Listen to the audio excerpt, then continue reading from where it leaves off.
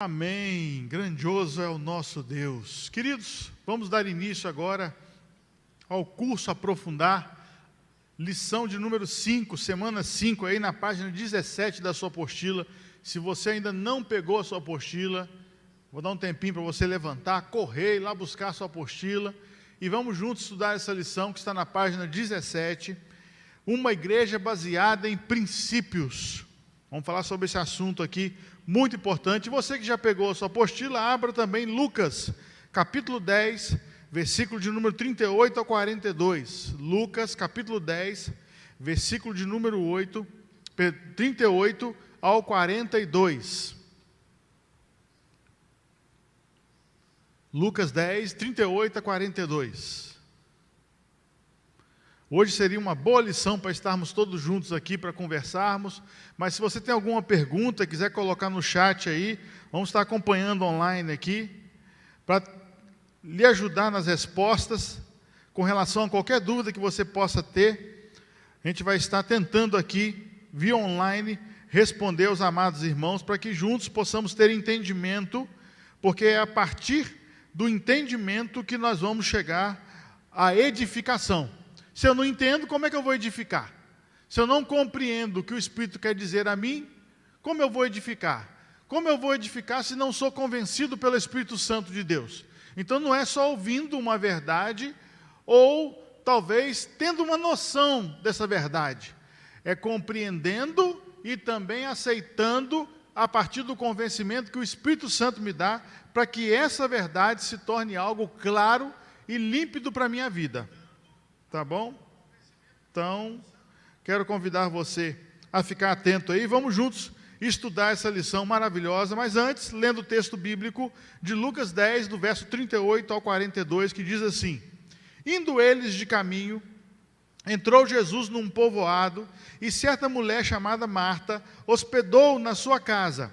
Tinha ela uma irmã chamada Maria, e que quedava-se assentada aos pés do Senhor, a ouvir-lhe os ensinamentos. Marta agitava-se de um lado para o outro, ocupada com muitos serviços. Então se aproximou de Jesus e disse: Senhor, não te importas de que minha irmã tenha deixado que eu fique a servir sozinha?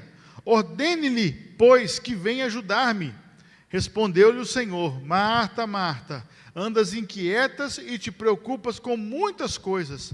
Entretanto, pouco é necessário, ou mesmo uma só coisa.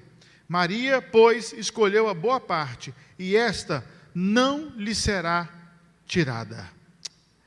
Queridos, a igreja multiplicadora, a igreja em células, a igreja com células, a igreja que desenvolve um projeto de pequenos grupos nos lares, ela é uma comunidade local, onde os seus membros vivenciam princípios importantes.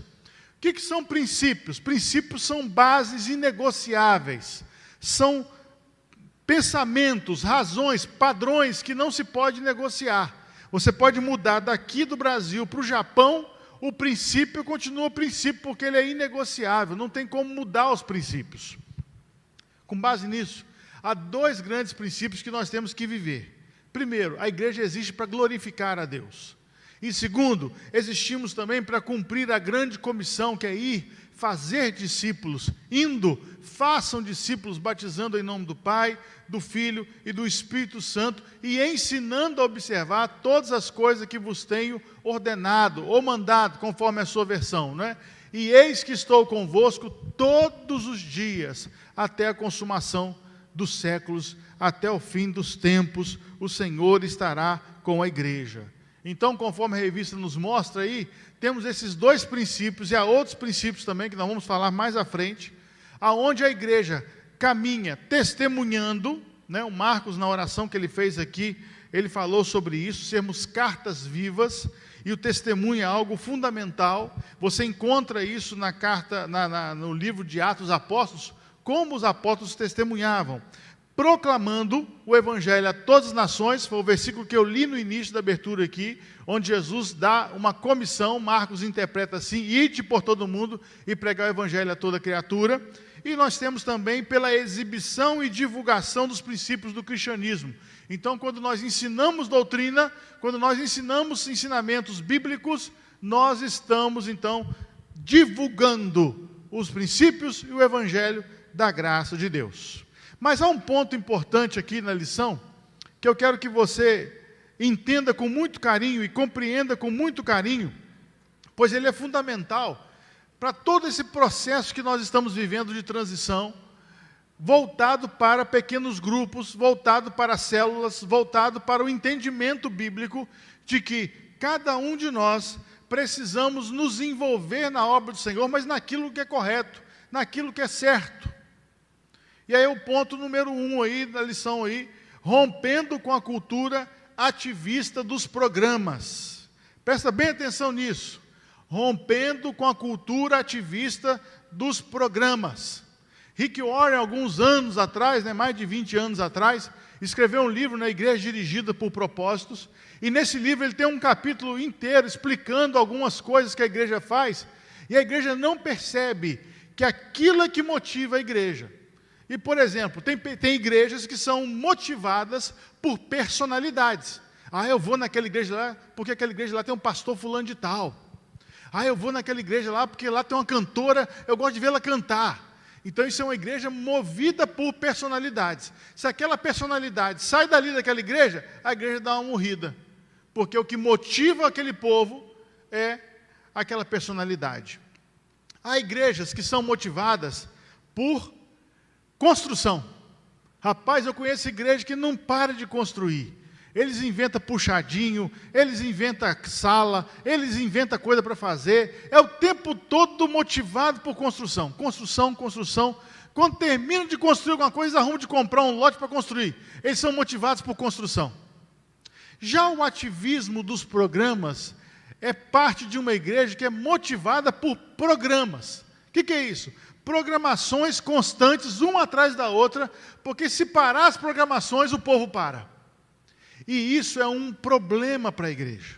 É um problema seríssimo para a igreja. Eu trouxe aqui 2 livros do mesmo autor, Peter Scazzero, Espiritualidade Emocionalmente Saudável. Não sei se vai conseguir ver direitinho a capa aí, ó.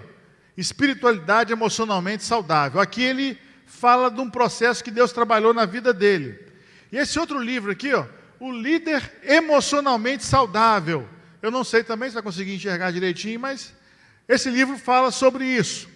Um líder que está emocionalmente saudável. Por que eu trouxe esse livro aqui? Esse livro nasceu, esse ministério, Ministério Espiritualidade Emocionalmente Saudável, ele nasceu porque o Peter Scazzero, ele fez o favor de se tornar uma igreja ativista de programa. O homem trabalhava 24 horas por dia, virou uma loucura a vida dele. E aí preste atenção no que aconteceu com ele. Ele simplesmente, um dia, de manhã cedo, num domingo, acordou, estava preparando o café, se preparando para ir para o culto. A esposa dele virou para ele e falou assim: olha, você pode ir para o culto que eu não vou não. Por que você não vai ao culto? Na verdade eu não vou ao culto não. Na verdade eu não quero mais ser membro da igreja aonde você é pastor. Ele tomou um choque com aquilo. E aí ela começou a falar com ele que ele estava doente, por excesso de atividades, programas que não levavam a igreja a um avivamento genuíno, programas que só faziam movimentação na igreja, programas que faziam de tudo, menos exaltar o nome de Deus, glorificar o nome de Deus. E aí entra uma questão que é muito importante, programas estes que às vezes Deus nem falou nada para fazer.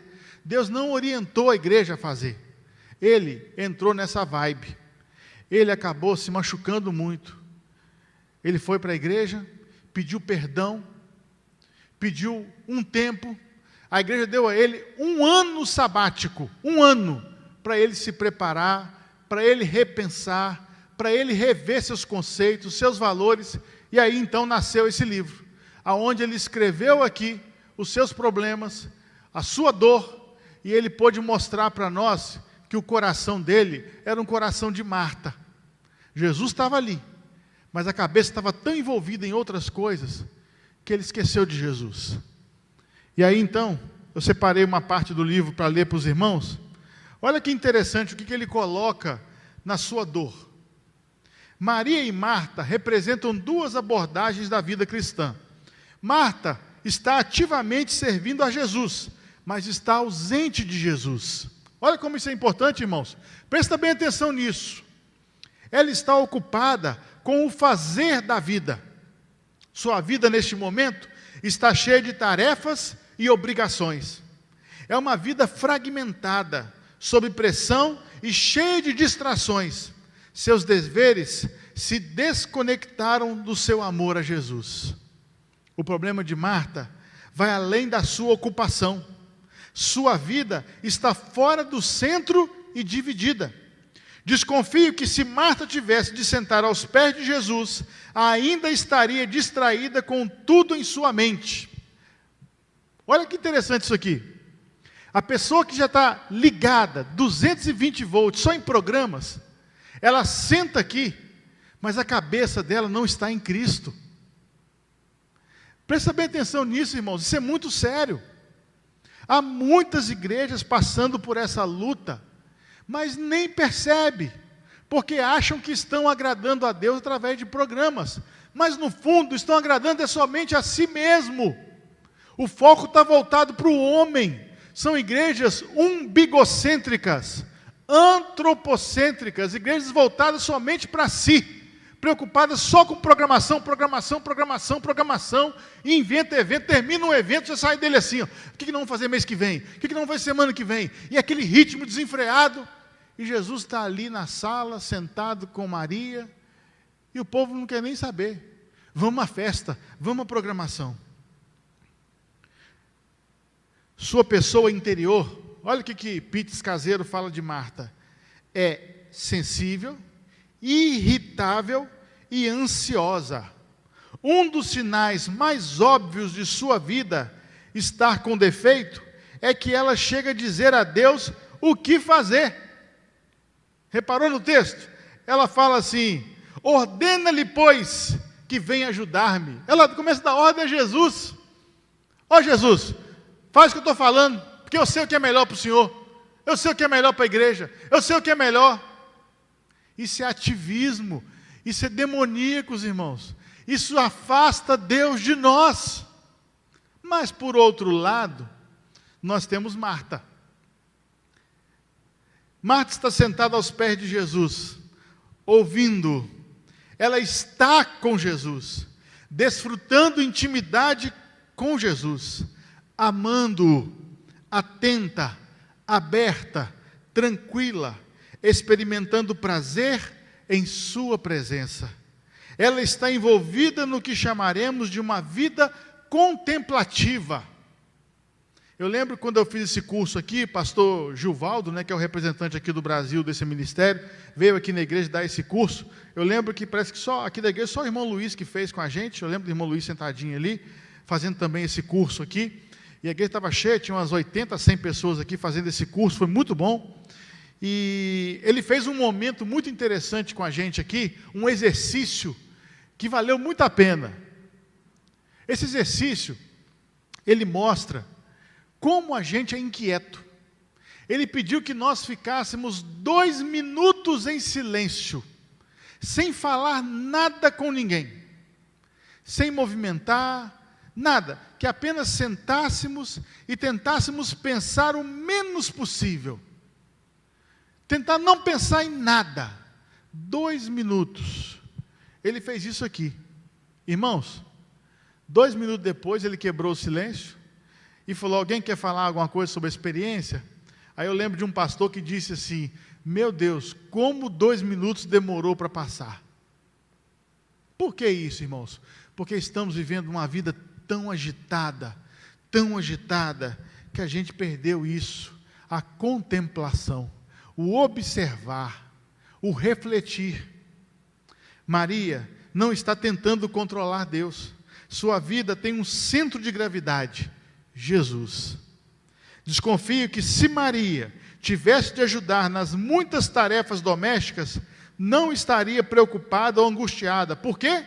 porque a sua pessoa interior se desacelerou o suficiente para focar Jesus e centrar sua vida nele. E aí é que está o erro, muitas vezes cometido por nós. Nós aceleramos a nossa vida de tal maneira que a nossa vida não tem Jesus mais como centro. E aí os programas, as atividades passam a ser o centro. Peter Scazzero ainda coloca uma coisa muito interessante, que é a seguinte: a saúde emocional e a espiritualidade contemplativa juntas são poderosas o suficiente para nos desacelerar. Mas a questão não é simplesmente desacelerar. Você pode estar desacelerado, mas a verdade em questão é: você está prestando atenção em Deus? Vou repetir isso aqui. A questão não é somente desacelerar.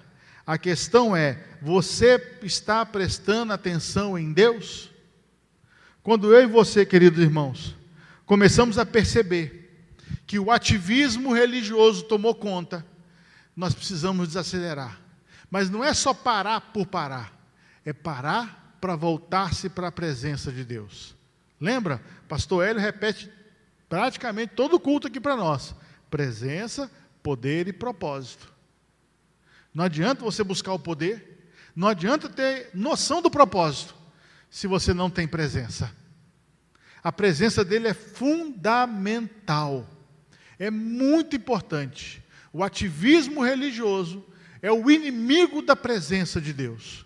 O ativismo religioso, ele vai impregnando na vida da igreja, vira uma cultura. O que é a cultura, pastor? Cultura é a soma daquilo que eu vejo, daquilo que eu acredito, daquilo que eu creio, daquilo que eu valorizo. Isso é cultura. A igreja começa a acreditar que os programas funcionam, a igreja começa a acreditar que tudo que envolve um programa tem valor, a igreja vai acreditando. A presença vai sendo deixada de lado. Para que a presença de Deus? Se nós temos eventos, se nós temos programações, se nós estamos agitados. Sabe por que tem muita gente sofrendo agora porque a igreja, os templos estão fechados? Porque são ativistas religiosos. Porque são ativistas religiosos. Eu não consigo ficar em casa, né? Se eu sei que está tendo um culto lá na igreja, eu não consigo ficar em casa. Você quer a presença de Deus? Ou você quer sair de casa para dar um passeio? Você tem que parar para pensar nisso. Tem que parar para meditar nisso. E aí então vem a pergunta: seu coração é de Marta ou é o coração de Maria? Seu coração é de Marta ou seu coração é de Maria? Vamos ver a diferença aqui? Modelo Marta, realizações para Cristo. Ela estava preocupada em fazer alguma coisa. Primeiro, realize o serviço para Cristo. Ah, mas se eu não fizer, alguém tem que fazer. Espere que outros ajudem você a fazer algo para Cristo. Nossa, eu vou lá na igreja, eu me dedico, eu dou meu tempo, e tem gente que não está nem aí. Aí começa a falar que as pessoas não são crentes, as pessoas não prestam, porque elas não têm esse coração de Marta. Faça alguma coisa acontecer para Cristo. Nossa, eu fico bobo de ver como é que tem crente que senta no banco e não faz nada. Cuidado, cuidado. O fazer para Cristo vem depois do estar com Cristo. Presta bem atenção nisso, irmãos. Estou falando do fundo do meu coração, que eu aprendi muito a trancos e barrancos como pastor, porque nós pastores somos motivados o tempo todo por programas. Se deixar por nossa conta, a gente inventa programa toda semana. E eu estou aprendendo em Cristo muito seriamente a tirar esse coração de Marta e colocar um coração de Maria, porque isso é que vale a pena. Sabe por quê, irmãos? Não é só na primeira igreja, não. Em muitas igrejas que eu já pastoreei e que eu vejo, se tirar os programas, a igreja morre. Por quê? Porque o coração é de Marta. O coração não é de Maria. Organize tudo de maneira agradável a Cristo. Será que a gente organiza tudo de maneira a agradar a Deus mesmo? Será? Eu fico me perguntando sobre isso. Após algumas programações da nossa igreja, eu sento e fico pensando: Foi para Deus? Deus estava nesse negócio? Ele falou que era para ser por aqui? Era para ser isso aí? Ele mandou? A Bíblia diz que ele pediu isso? Eu fico pensando nessas coisas. Coordene a agenda de Cristo. Coração de Marta é assim. Não, no dia tal tem que fazer a coisa. Não, no dia X. E Deus está lá, eu não mandei fazer isso. Eu não pedi para que fizessem isso. Esteja tão ocupado para o Senhor a ponto de se distrair. Aqui nesse livro tem uma frase que eu acho muito interessante. Vê se eu acho ela aqui. Que mostra, né, um dos tipos de doença, né, que as pessoas têm, como a pessoa se apresenta como sintomas de uma espiritualidade emocional doentia, né, emocionalmente doentia, fazer para Deus em vez de estar com Deus. Tem muita gente assim, que faz para Deus ao invés de estar com Deus. E às vezes o que Deus quer, como é representado aqui pelo texto aqui de Lucas 10, o que Ele quer é a nossa presença, é a nossa atenção. Ele não quer que façamos nada, Ele quer que simplesmente venhamos desfrutar dEle. É o que Ele quer. A Bíblia fala em Hebreus que Jesus é o nosso sábado, Jesus é o nosso descanso. Nós temos que descansar nele. Não é inventar moda, é descansar. Veja Cristo apenas de passagem. Não, é muito mais. Cristo quer presença. Zaqueu queria ver Cristo de passagem. Jesus queria estar com Ele e comer com Ele. É diferente. Reclame para Cristo acerca do serviço dos outros. Deus, o povo não está servindo, o povo não está... Às vezes não está servindo, querido, porque não tem presença. O que a pessoa tem no coração é ativismo. Eu quero fazer, eu quero fazer. O importante é estar. Cumpra a sua tarefa, mesmo que os outros relacionamentos sofram. Esse livro também fala sobre isso. Há muitos pastores, há muitos líderes, há muitos irmãos na igreja que têm problemas no casamento por causa de ativismo religioso. O marido não é crente, a mulher vive na igreja. Resultado: o ativismo vai desencadeando problemas no casamento. A gente não é ensinado a valorizar nossa casa como deveria. Por isso, não deturpe, não maltrate os seus relacionamentos por causa de ativismo religioso. Marta podia ter um relacionamento muito mais profundo com Jesus. Perdeu para poder passar uma vassoura no chão. Ela podia fazer isso depois e aproveitar a presença do Mestre. Como eu queria hoje poder ter a presença física de Jesus ao meu lado. E Marta teve essa oportunidade e não aproveitou. Acima de tudo, focalize o que é secundário. É outra coisa que Marta coloca em seu coração. Acima de tudo, focalize o que é secundário. Já reparou que às vezes nesse ativismo o que fazemos não é importante, não é necessário, simplesmente fazemos por fazer. Fazemos ali, virou uma rotina da igreja, virou uma rotina minha como pastor, virou uma rotina do diácono, virou uma rotina de um presbítero, virou a rotina de um líder de um ministério, virou uma rotina, fazemos por fazer. Dedicamos tempo por dedicar.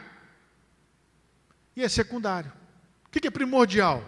Leitura da palavra, isso é primordial.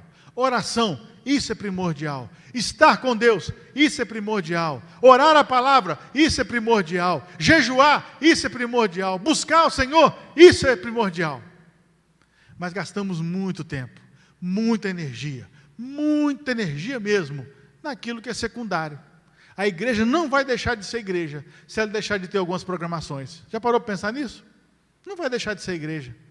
Porque Jesus não mandou fazermos algumas programações. Nós é que inventamos moda. E isso é prejudicial. Mas e o coração de Maria? Como é que é o coração de Maria? Ninguém tem pergunta aí não, né? Pode mandar pergunta, gente. Se alguém quiser fazer alguma pergunta, eu estou com o YouTube ligado aqui. Pode perguntar, tá bom? Maria, como é que é o coração de Maria? Entre na presença de Cristo. Oh, queridos, é isso que importa. Presença. Como é bom você chegar num ambiente de culto como o nosso espaço aqui, ou qualquer outro local, seja numa garagem, seja debaixo de um pé de manga, como muitas igrejas já começaram um dia, né? Recanto dos Sonhos começou assim, né? Recanto dos Sonhos, a irmã Jussara está aqui, ó. Tia Áurea, começou lá no quintal, na chácara dela lá, ó. Presença. Chegar naquele lugar e falar assim, tem algo diferente no ar. Tem algo diferente no ar. Outra coisa que ela colocou aqui, assente-se aos pés de Cristo. Para tudo, irmãos. Vou dar um exemplo. Eu sei que nós temos pessoas que não concordam, né? Nós estamos vivendo aí um país polarizado. Mas suponhamos que Bolsonaro decidisse visitar governador Valadares. No meio dessa pandemia, o helicóptero presidencial ou jatinho para no aeroporto de Valadares. Eu lembro quando teve nosso problema aqui da Brumadinho não, foi Brumadinho ou Mariana, não lembro. A Dilma esteve aqui em Valadares. Todo mundo comentou. Oh, ela veio aqui. Se o Bolsonaro viesse aqui hoje, muita gente ia parar tudo para ver o Bolsonaro. Eu quero ver o presidente. Eu não estou falando aqui de política, só estou querendo mostrar a questão de quem nós temos acesso. Cristo. Por isso, irmão, dá uma pausa nessa correria maluca e assente-se ao pé dele. Isso é importante demais, é isso que importa, isso é primordial. Não adianta a gente lotar esse templo aqui de gente, fazer uma programação linda se a presença está longe. Não adianta, queridos. Entendam isso. Isso é importante e fundamental. Não joga pedra no pastor Alessandro, não. Para refletir. A presença do Senhor é a coisa mais importante para a igreja, porque Ele é o cabeça. Se a cabeça não está presente no corpo, esse corpo não vale nada. Pergunta a qualquer médico aí, se o coração parar de bater, mas o cérebro estiver funcionando, o que os médicos fazem? O que eles fazem? Eles simplesmente dizem, olha, infelizmente o coração dele parou, não teve como tal, mas nós ainda estamos mantendo vivo pelos aparelhos. Então, algum aparelho está bombeando o sangue. Mas quando a morte é cerebral, quando é a cabeça que morre, o que os médicos falam? Olha, infelizmente, não tem mais jeito. Nós só aguardamos a família liberar para desligar os aparelhos. Quando a gente prefere coisas, quando a gente prefere programações, quando a gente prefere um monte de eventos e não prefere Cristo, nós estamos matando a cabeça. E isso não é bom. Outra coisa que é colocada aqui, olhe para a face de Cristo.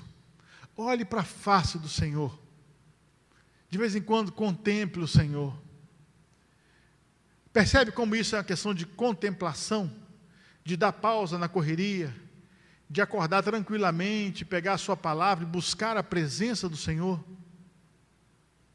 Nesse tempo agora de pandemia, onde nós estamos vivendo agora um novo tempo, por causa dos hospitais lotados, aproveita, olha o rosto do Senhor, busca a presença do Senhor, é mais importante do que a vida. Ouça a voz de Cristo, receba o poder de Cristo, espere Cristo curar todas as suas feridas. Oh, queridos, relacionamento, é o que Paulo fala em Filipenses capítulo 4, Paulo deixa muito claro em Filipenses 4, quando ele diz que eu tenho que levar ao Senhor toda oração, toda súplica, toda ansiedade. Pedro diz que o Senhor tem cuidado de nós. Você percebe o cuidado do Senhor na sua vida? Você percebe o quanto Ele está presente aí? O quanto Ele está cuidando de você? Sinta o toque suave de Cristo. Descanse no amor de Cristo. Seja uma criança nos braços de Cristo. Usufrua a liberdade de Cristo. Entregue o medo a Cristo. realize a vontade de Cristo, transborde da presença dEle e, acima de tudo, foco naquilo que é melhor. E tem algo melhor do que Cristo? Há algo que é melhor do que Cristo para você, meu querido irmão, minha querida irmã?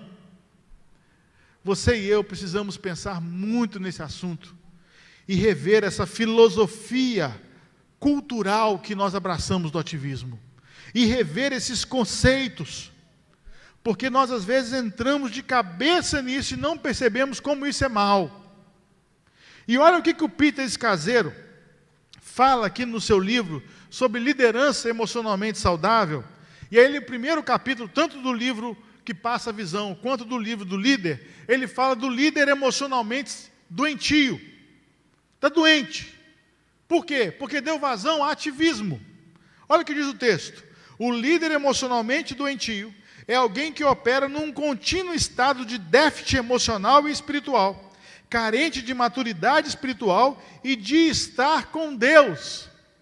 Presta bem atenção nisso. Se a liderança da igreja entra numa vibe de correria, de processos, de programa, de eventos, e louco, ela pode entrar num problema sério de déficit emocional e de déficit espiritual. Isso tudo é falta de maturidade espiritual e é falta de estar com Deus. Mas aí ele completa dizendo, é falta de estar com Deus o suficiente para manter o seu fazer para Deus.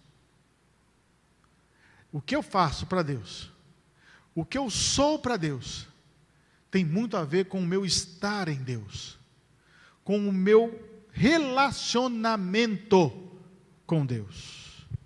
Déficits espirituais revelam-se tipicamente no excesso de atividades. Igreja com muito ativismo, liderança com muita programação, com muito evento, com muita festa, com muito, está revelando que há um déficit espiritual. E isso é um problema. Líderes doentios não têm reservas espirituais, físicas e emocionais para suportar todas as tarefas que assumem. Eles dão mais para Deus do que podem receber de Deus. Servem outros para compartilhar a alegria de Cristo, mas essa alegria permanece elusiva para si mesmo. As exigências e pressões da liderança tornam quase impossível um ritmo de vida consistente e sustentável. Em seus momentos mais sinceros, eles admitem que a taça deles com Deus está vazia, ou, na melhor das hipóteses, meio cheia, dificilmente transbordando da divina alegria e amor que eles proclamam aos outros. Como resultado, os líderes emocionalmente doentios são superficiais ao construir seus ministérios. Em vez de seguir o exemplo do apóstolo Paulo, de construir com materiais que durem, ouro, prata e pedras preciosas, como está em 1 Coríntios 3, eles usam madeira, palha, barro e materiais inferiores, que não aguentam o teste de uma geração, muito menos o fogo do juízo final. No processo, eles obscurecem a beleza de Cristo, que querem que o mundo todo veja. Nenhum líder bem intencionado se estabeleceria para liderar dessa forma, mas isso acontece o tempo todo. Irmãos, nós precisamos rever, porque o ativismo, ele adoece a alma, o espírito e a igreja.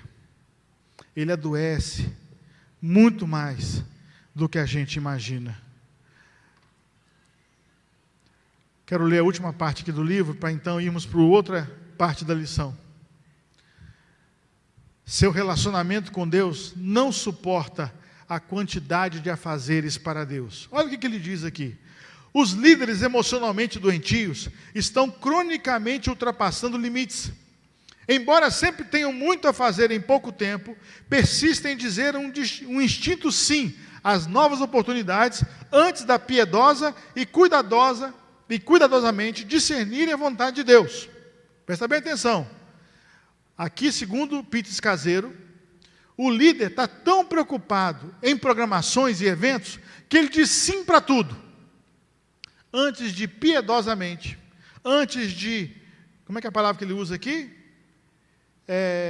Cuidadosamente discernir de Deus se é ou não para fazer. A ideia de uma espiritualidade moderada ou liderança moderada, na qual o seu fazer para Jesus flua do seu estar com Jesus, é uma ideia que para muitos é estranha. Não, mas eu tenho que fazer, vamos fazer.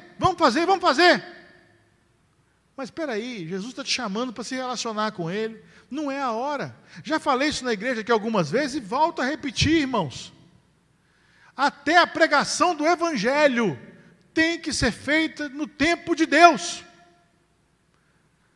Atos dos Apóstolos, há momentos em que Paulo foi freado pelo Espírito. Não vai lá.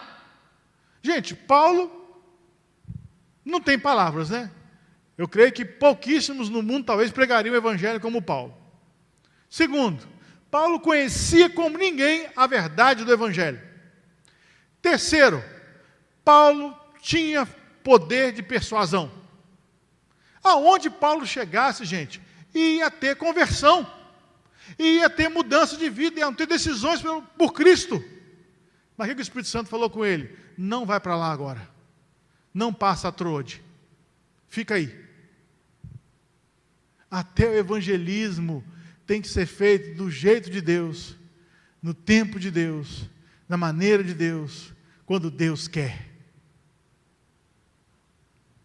Por isso, queridos, entenda bem esse processo. Nossa cultura de ativismo constante tem produzido mais Martas do que Marias. Queremos fazer algo para Jesus, e nesse afã, nesse ensejo, nessa vontade, ficamos muito ocupados com inúmeros programas e com a agenda ultra apertada. E que hora que eu sento para ouvir o Senhor? Que hora que eu sento para ouvir o que Ele tem para dizer para mim? Que hora que eu me encontro com Ele para experimentar isso tudo aqui, ó, descansar nele, sentir o toque do Senhor, ouvir sua voz, olhar sua face, esperar Deus tratar minhas feridas. Às vezes nós deveríamos estar no banco quietinhos, sentados, e nem pregar, e nem assumir cargo nenhum, até que a cura de Cristo venha sobre nós, e nos restaure, e nos liberte. A igreja do século 21 se parece mais com Marta do que com Maria. Estamos mais preocupados com o fazer para Deus do que com o estar com Deus. Priorizamos nossas realizações e não o nosso relacionamento com Cristo. E isso é um problema. E o diabo, o inimigo de nossas almas, está assim, é disso que eu gosto. Porque esse povo não está entendendo quem é Deus. Esse povo não está compreendendo quem é Deus. Esses vão ser presa fácil para mim. Presta bem atenção nisso, querido. Falamos nisso em amor para vocês. Falo isso em amor, porque eu percebi em Deus, e tenho entendido isso já há alguns anos, a importância de desacelerar para estar com Cristo. Vai ter crente que vai passar sufoco. Rafael, vai ter gente que vai passar sufoco no céu. Que vai chegar lá e vai procurar algumas programações. Mas aqui não tem esse culto, não. Aqui não tem esse programa, não. Tudo é muito simples quando o assunto é reino. Tudo é muito simples quando o assunto é Jesus. Tudo que envolve Jesus é muito simples. Falo isso em amor para você, querido irmão, querida irmã, que está acompanhando aqui. Nós estamos vendo aqui, tem 70 pessoas acompanhando aqui, 70 dispositivos ligados agora. Falo isso em amor para você. Tudo para Jesus é muito simples, é sentar, abrir a sua palavra, orar e crescer nele. E aí Ele vai te direcionar a fazer o que Ele quer, como Ele quer e quando Ele quer. A igreja de duas asas. Vamos agora aqui na página 18, né? Onde se fala sobre a igreja de duas asas. A igreja tradicional, que é aquela igreja apenas de uma asa, a igreja do atacado, e o interessante, não sei se o pastor Hélio, as ministrações que eu vi dele aqui, eu não vi se ele ilustrou sobre isso, mas uma ave que voa só com uma asa, ela fica rodando em círculo, mas não é em volta de nada não, ela fica rodando em círculo sobre si mesmo. Essa é a ideia de uma igreja tradicional no atacado. Ela fica rodando só aqui, ó, só no seu umbigo ali, ó, só aqui, ó, porque ela tem uma asa só. Isso quando consegue pegar voo, tá, gente? Ela possui uma teologia bíblica para tudo o que faz, exceto para a sua maneira de funcionar. Para o seu funcionamento, apoie-se nas suas raízes na história da igreja. Se nós formos para a Bíblia, nós veremos que a igreja primitiva, até o ano 300, ela não tinha templo, ela não tinha um espaço de culto. Eram nas casas que esses homens viviam. Era de casa em casa que esses homens viviam. Pastor, mas Atos dos Apóstolos fala que eles iam ao templo. Eles iam ao templo como judeus, mas eles não entravam no templo. Porque você acha que Pedro teria acesso ao microfone para falar no lugar do rabino? Claro que não, gente, ele andava com Jesus. Ele não teria acesso a isso. Eles iam aonde? Você vai escrever agora num papel aí a palavra Pórtico de Salomão. Não sei como é que Lírios vai interpretar isso não, mas é uma porta, né? É uma porta. Pórtico de Salomão. Escreve essa palavra aí e você vai pesquisar na Bíblia essa palavra. É lá que eles ficavam. O que é o Pórtico de Salomão? O Pórtico de Salomão era como se fosse um galpão. Eu estou olhando aqui agora para a Galeria São Vaz, né? Como se fosse comprido assim, igual a Galeria São Vaz, aqui assim.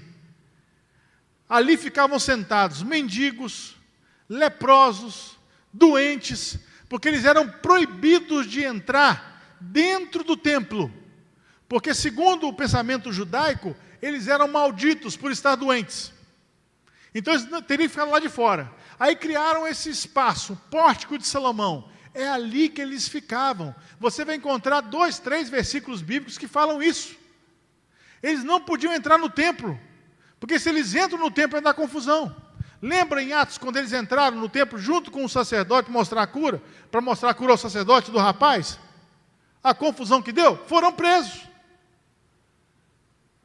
A igreja primitiva viveu assim. E aí eram nas casas, eram pequenos grupos que se multiplicavam nas casas, células vivas, igreja viva, corpo de Cristo vivo, espalhado. Por isso que você não vai encontrar na igreja uma maneira de funcionar como é hoje. Por quê? Porque eles não tinham espaço, eles não tinham oficiais pagos que ficavam por conta de trabalhar ali 24 horas. Para seu funcionamento, eles apoiam-se nas raízes históricas. Por isso, em algumas igrejas, as células ou os pequenos grupos são apenas um de muitos outros ministérios que ficam concorrendo entre si. Por quê? Porque nós criamos uma estrutura que não está na Bíblia, aonde tudo tem que depender de um eixo. E a igreja de duas asas não é assim. É no templo, no espaço de reunião, no local alugado, na garagem de uma casa e nas casas. No templo e nas casas.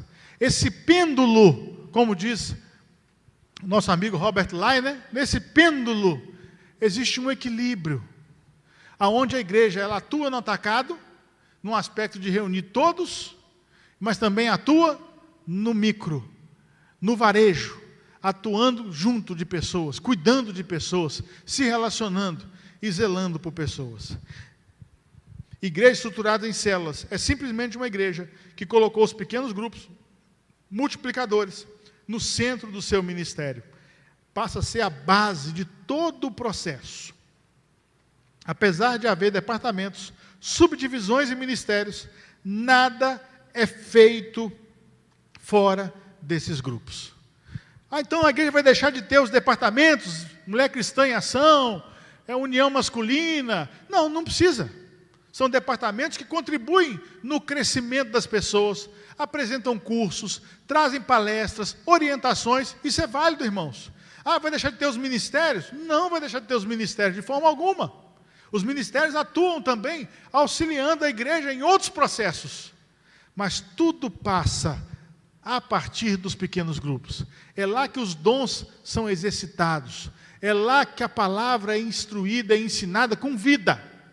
Pequeno grupo não é reunião teológica para debater escatologia com o pastor Alessandro. Tem uns irmãos que é doido para sentar para bater papo de escatologia comigo. Não é, pequeno grupo não é para isso. Melhor, célula não é para isso, pequeno grupo multiplicador não é para isso. Podemos ter um pequeno grupo para estudar, mas o objetivo do pequeno grupo multiplicador das células é multiplicação. Multiplicação de vida na vida das pessoas. Tudo aquilo, o que a igreja precisa fazer, treinamento, preparo, discipulado, evangelismo, oração, adoração, isso tudo é feito por meio das células. A partir das células, podemos testemunhar, podemos treinar pessoas, podemos preparar as pessoas para o evangelismo, podemos fazer muita coisa a partir do pequeno grupo, porque a igreja primitiva fez. Ela chegou lá, ela foi lá e fez. Irmãos, e cresceu de uma maneira exponencial. Às vezes, visualizamos a igreja como um conjunto de departamentos, em vez de vê-la como um conjunto de relacionamentos. Adorei essa frase. Gostei mesmo, de verdade. Nós olhamos para a igreja como um departamento, como um prédio, como organização estrutural, empresarial, administrativa. E esquecemos que aqui é corpo, é gente, é pessoas, e pessoas são mais importantes que coisas. Por que nós esquecemos disso? Porque voltamos simplesmente para aquilo que Marta pensa, o que é secundário. Gente é primordial. Gente é primordial. É preciso enxergar os pequenos grupos como sendo a igreja, e não o prédio como sendo a igreja. Temos uma cultura. Vai ser difícil tirar essa cultura. As pessoas passam na rua e apontam, ali é a igreja, ali é a primeira igreja. Só que aqui está apontando para um prédio. Mas nós aqui de dentro temos que aprender isso. Esse prédio não é a igreja. Esse prédio pode cair, pode acabar, pode ser invadido aí, ó. Podem botar fogo nos bancos. Mas se não matar a gente, a igreja continua. Porque a igreja somos nós, pedras vivas na edificação de uma casa espiritual, é o que Pedro nos ensina. Não de uma casa física, mas de uma casa espiritual. E é isso que é importante. Por isso, queridos, a lição passada, vinho novo, odres novos, é uma lição que eu desafio você a ler de novo. Leia novamente. Passe sempre o olho nisso. Porque aonde a gente esbarra nisso? Nós queremos vinho novo, mas queremos manter o odre velho. A igreja tradicional, ela hoje é um símbolo do odre velho, porque ela quer manter coisas de homens, coisas que homens criaram, quer manter uma estrutura de homens, mas ela quer vinho novo. Não vai dar certo, Jesus ensina isso. O odre vai rasgar, o odre vai estourar, não vai suportar o vinho novo. Vinho novo precisa de espaço para expansão, espaço para crescimento, espaço para fermentar.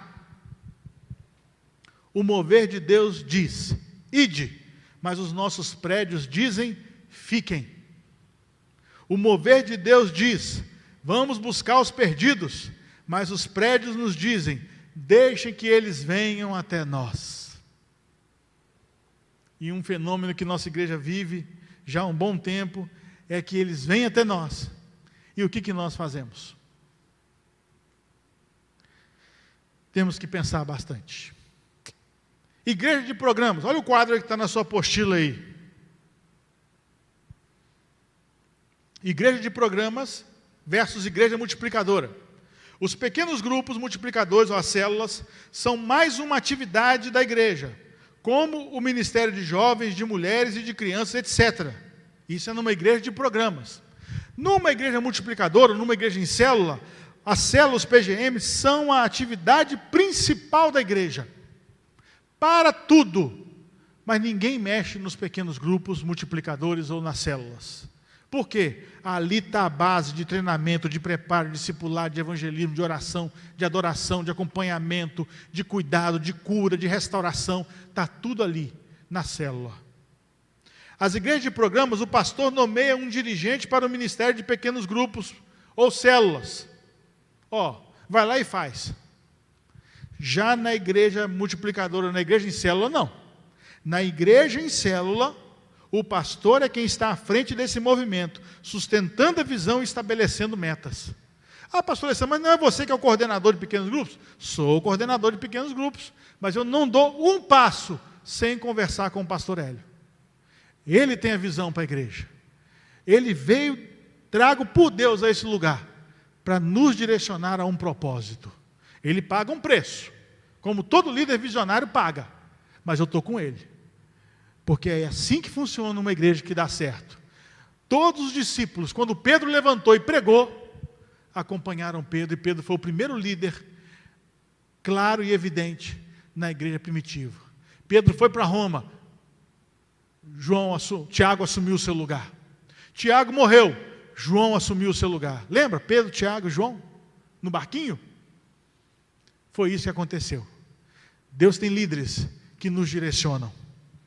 Igreja de programas. O PGM nessas igrejas não tem a prioridade. Os ministérios concorrem com os pequenos grupos multiplicadores. Continua com seus programas de entretenimento para os membros e os membros de outras igrejas. Outra verdade de igreja de programa. Às vezes faz um evento, uma programação, gasta tempo, dinheiro, gasta sangue, suor e lágrima. Para crente de outra igreja vir aqui, sentar, assistir, e ir embora e ainda falar mal. É igual o casamento, né, Jussara? Você gasta um dinheirão com casamento, faz uma festança danada, né, irmão? Faz um bolo bonito, tira foto, e a pessoa sai de lá falando mal. Comi pouco. Isso é igreja de programa. Já na igreja multiplicadora, na igreja em células, passou por uma reforma em estrutura. Baseia-se nos pequenos grupos o foco central de sua vida e alcance evangelístico. A célula se constitui em prioridade sobre programas e ministérios. Deixa eu falar uma coisa para os irmãos aqui. Talvez eu já falei isso algumas vezes aqui, eu devo ter falado já, mas eu vou falar de novo. Presta bem atenção nisso. Evangelismo hoje, século 21, segunda década, estamos caminhando, isso aí, segunda década do século, terceira década já praticamente, 2021, já começou então, a terceira década. Deixa eu dizer uma coisa para vocês. Evangelismo é relacionamento. Por que, pastor Alessandro? Porque o testemunho da igreja hoje não está legal. Vocês assistiram às redes sociais da nossa cidade essa semana? Um pastor foi preso por estrupar uma jovem. O nosso testemunho não está bom. Entramos na política de cabeça, isso acabou com o nosso testemunho. Os evangélicos começaram a abraçar a política de um jeito, isso não é bom, não é bom mesmo. As nossas redes sociais, aí eu falo dos nossos irmãos e irmãs, não estão apresentando Cristo como Senhor da vida deles. Vários tipos de postagem, desde festas com bebidas a vestimentas que não condiz com a vida de um cristão.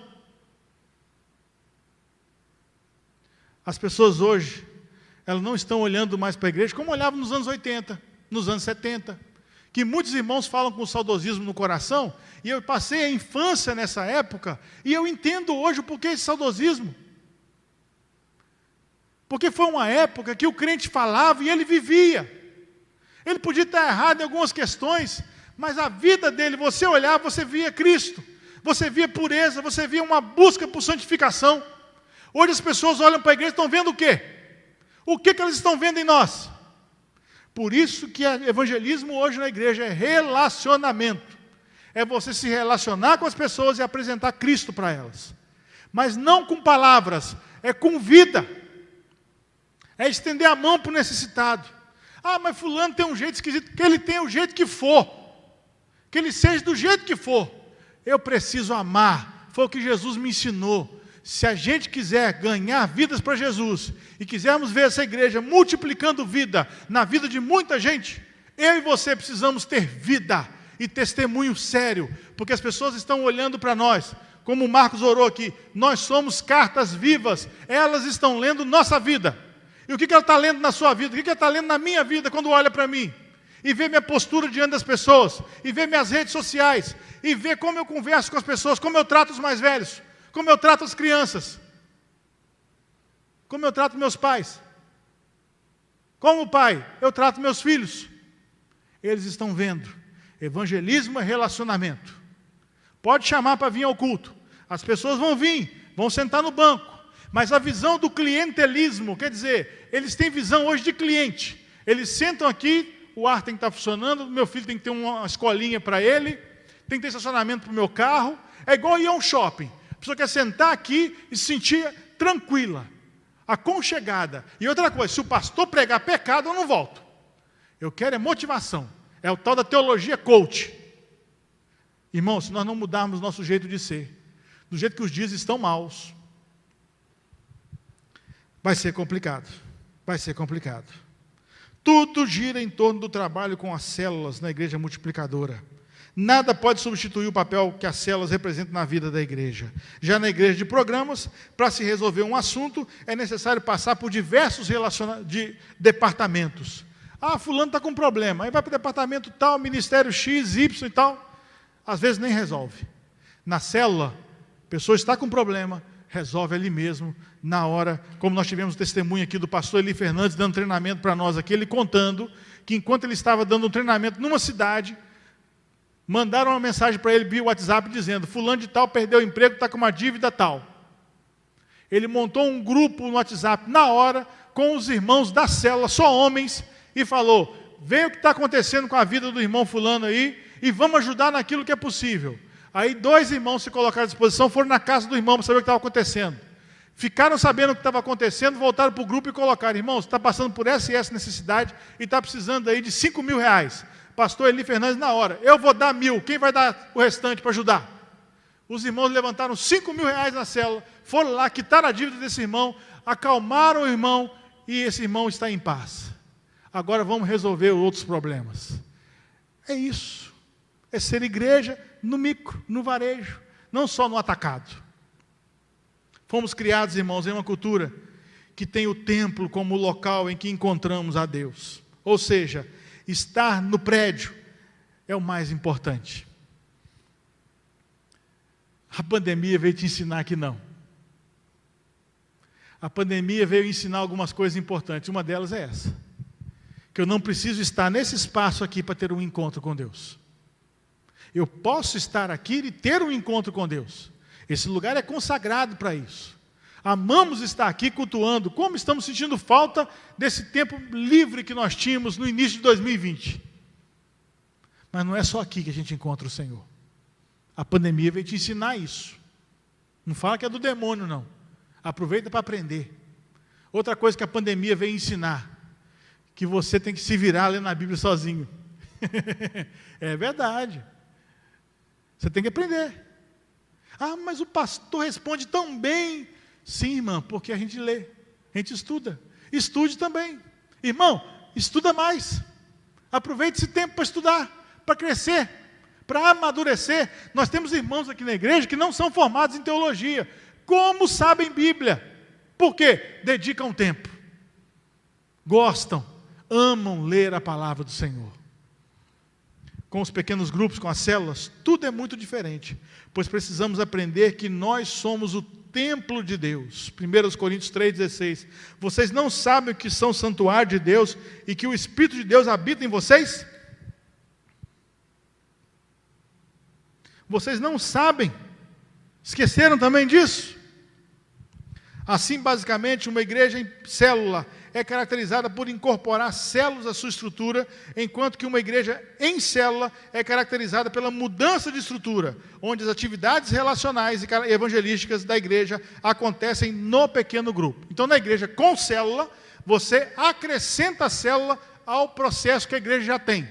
Na igreja em célula, a base da igreja, a estrutura relacional e evangelística da igreja passa a ser os pequenos grupos. Amém?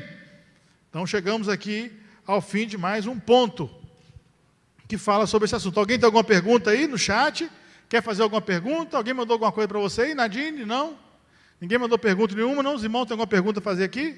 Tem o Rafael está filmando aqui com a gente aqui, a Jussara está aqui da Libras. Tem alguma pergunta? Não? Vamos seguir então? Então vamos para frente que atrás vem gente. Pode mandar que eu paro aqui e respondo, tá bom, queridos? E princípios da igreja multiplicadora. Quais são os princípios da igreja multiplicadora? Como eu disse no início aqui, nós temos então que entender a palavra princípios. Princípio é a base, tá? É aquilo que dá sustentabilidade ao restante. Por isso que a Bíblia fala, o fundamento dos apóstolos. Quem colocou a base foram os apóstolos. Jesus é a pedra angular, é a pedra de esquina, pedra fundamental. O fundamento quem deu foi os apóstolos. E toda a igreja é edificada no fundamento dos apóstolos.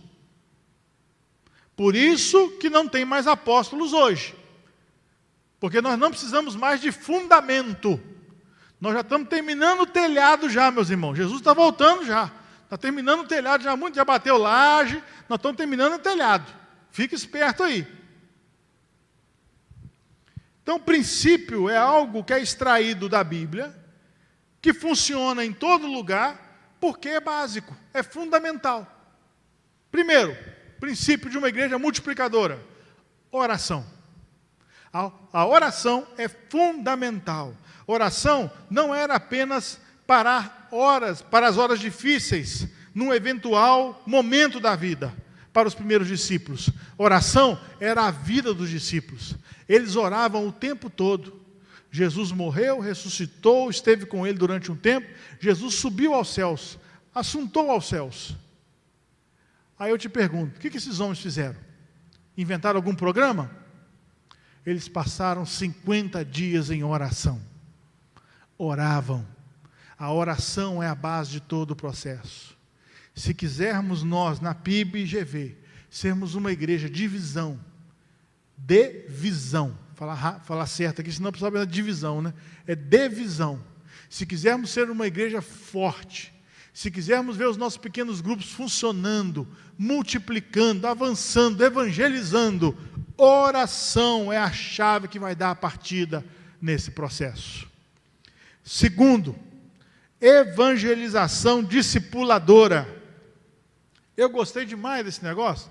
Evangelização discipuladora. Eu lembro que eu estava dando um curso de igreja multiplicadora, eu estava estudando esse assunto, eu achei muito legal isso. Porque, gente, Jesus mandou ir fazer discípulos. Ele não mandou ir fazer membros de igreja. Ele mandou fazer discípulos dele. Porque ele é o bom pastor. Ele cuida das ovelhas.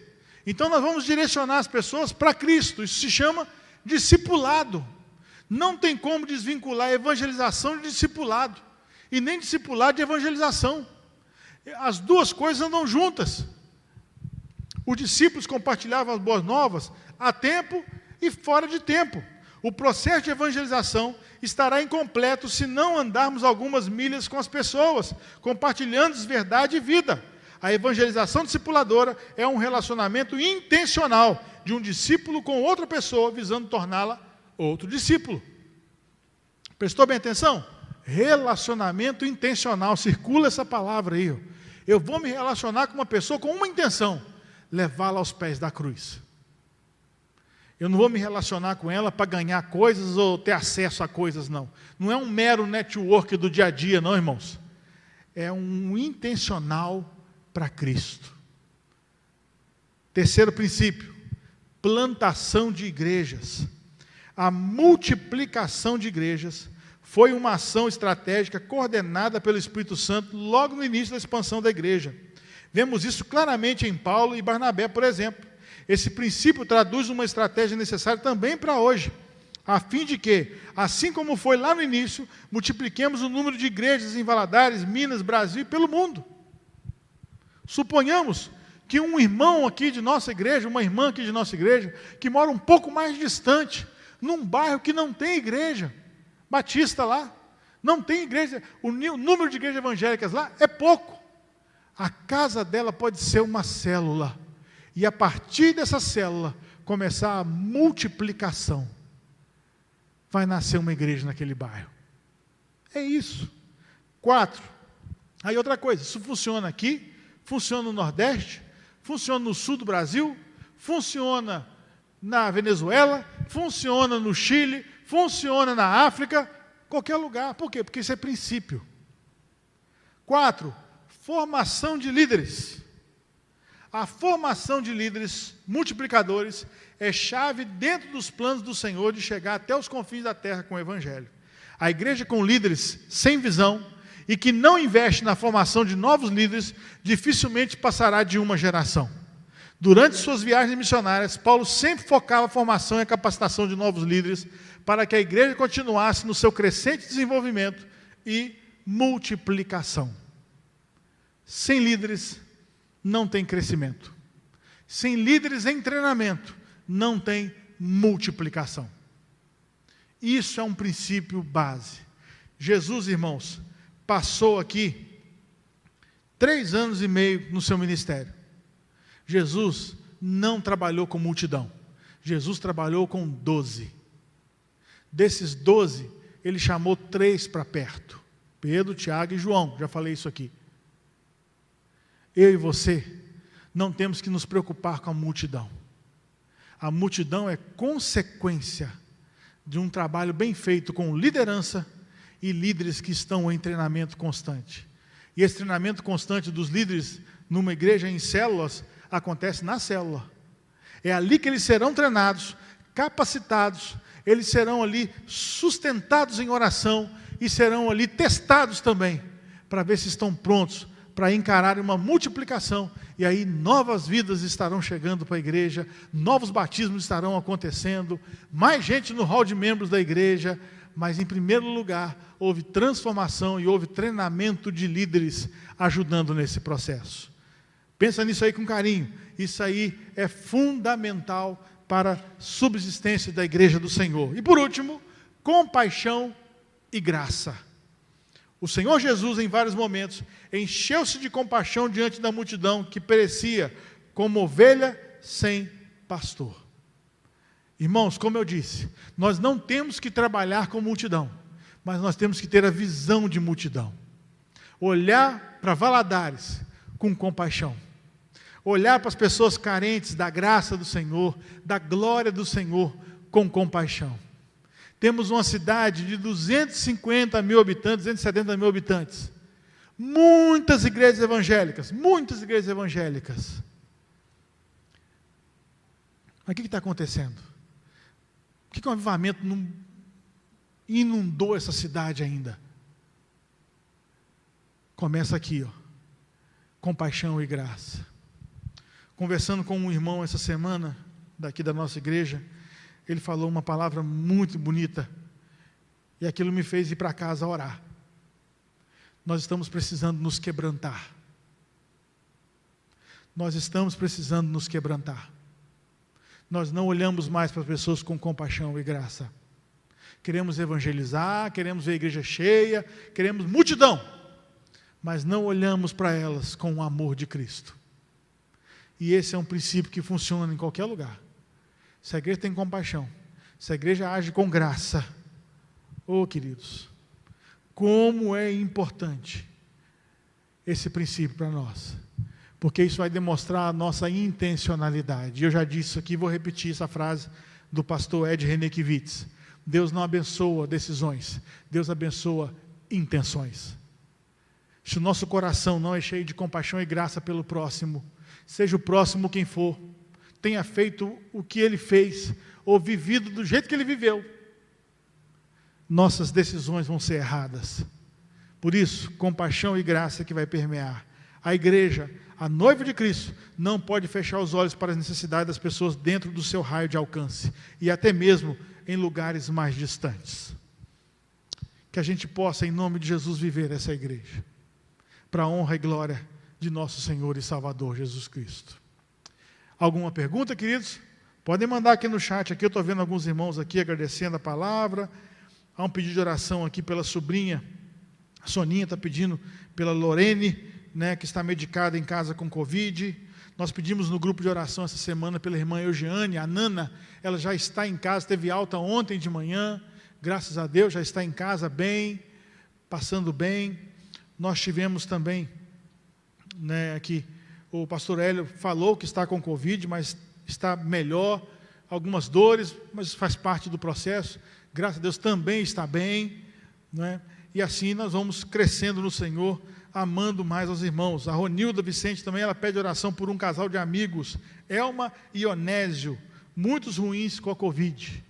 Irmãos, tempos delicados, tempos difíceis, mas nós, como igreja do Senhor em Cristo, podemos erguer nossa cabeça, pois temos o Senhor. Por isso, busque sua presença, busque mais de Deus para a sua vida. Então, eu vou orar.